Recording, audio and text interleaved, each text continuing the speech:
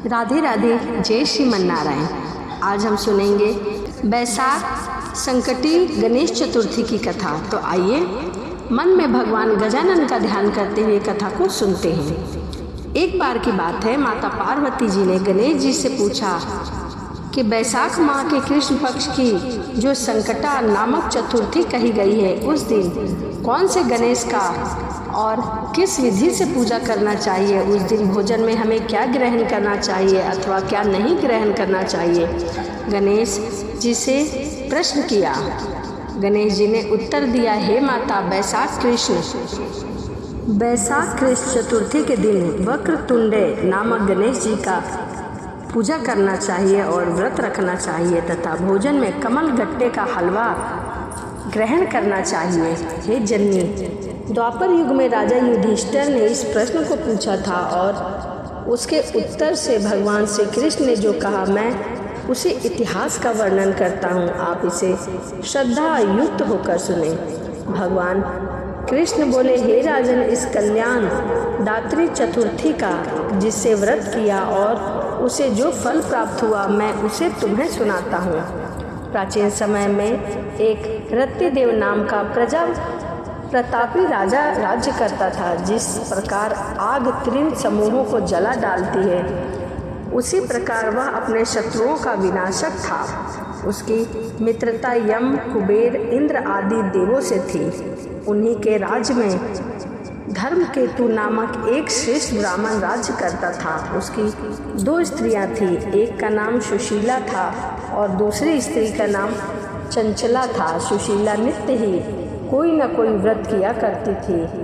उसके अपने शरीर को दुर्बल बना डाला था। इसके विपरीत चंचला कभी भी कोई व्रत उपवास आदि नहीं करती। वह प्रतिदिन पेट भर के भोजन करती थी। इधर सुशीला को सुंदर लक्षणों वाली एक कन्या हुई और उधर चंचला को पुत्र रत्न की प्राप्ति हुई। यह देखकर चंचला बारंबार सुशीला को ताना देने लगी, अरे सुशीला, तूने इतना व्रत उपवास करके शरीर को जर्जर बना डाला है, फिर भी एक कृश काया कन्या को जन्म दिया। मुझे देख, मैं कभी व्रत आदि के चक्कर में नहीं पड़ती, पूजा पाठ नहीं करती, फिर भी हष्ट पुष्ट बनी हूँ और वैसे ही बालक को भी जन्म दिया है। अपने सौत का व्यंगन बाण सुशीला के हृदय में चुभने लगा। वह पतिव्रता विधिवत गणेश जी की उपासना करने लगी। जब सुशीला ने भक्तिभाव से संकट नाशक गणेश चतुर्थी का व्रत किया तो रात्रि में वरदानदायक गणेश जी ने उन्हें दर्शन दिया।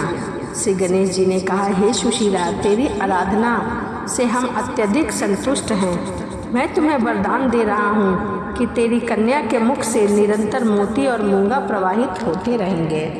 कल्याणी, इससे तुझे सदा प्रसन्नता रहेगी। हे सुशीले, तुझे वेद शास्त्र वृता एक पुत्र भी होगा। इस प्रकार का वरदान देकर गणेश जी वहाँ से चले गए। वरदान प्राप्ति के फलस्वरूप उस कन्या के मुंह से सदैव मोती और मूंगा झड़ने लगे। कुछ दिनों के बाद सुशीला को एक पुत्र रत्न की प्राप्ति हुई। इसके बाद धर्मकेतु का स्वर्गवास हो गया। उसकी मृत्यु के उपरांत चंचला घर का सारा धन लेकर दूसरे घर में जाकर रहने लगी, परंतु सुशीला पति गृह में ही रहकर पुत्र और पुत्री का पालन पोषण करने लगी। अपनी कन्या के मुंह से मोती मूंगा गिरने के फलस्वरूप से सुशीला के पास अल्प समय में ही बहुत सा धन एकत्रित हो गया। इस कारण चंचला उससे ईर्ष्या करने लगी। एक दिन हत्या करने के उद्देश्य से चंचला ने सुशीला की कन्या को कुएं में ढकेल दिया। उस कुएं में गणेश जी ने उसकी रक्षा की और उस बालिका को सकुशल निकालकर उसकी माता को लौटा दिया। उस बालिका को जीवित देखकर चंचला का मन बहुत क्रोधित हुआ। वह सोचने लगी कि जिसकी रक्षा ईश्वर करता है, उसे कौन मार सकता है। इधर सुशीला अपनी पुत्री को पुनः प्राप्त करके बहुत ही प्रसन्न थी। पुत्री को छाती से लगाकर उससे कहा, श्री गणेश जी ने तुझे पुनः जीवित कर दिया है। अनाथों के नाथ गणेश जी हैं। चंचला आकर उसके पैरों में नतमस्तक हुई। उसे देखकर सुशीला के आश्चर्य का ठिकाना न रहा। चंचला हाथ जोड़कर कहने लगी, हे बहन सुशीले, मैं बहुत ही पापनी हूँ और दुष्टा हूँ। आप मेरे अपराधों को क्षमा कीजिए। आप दयावती हैं। आपने दोनों कुलों का उद्धार कर दिया।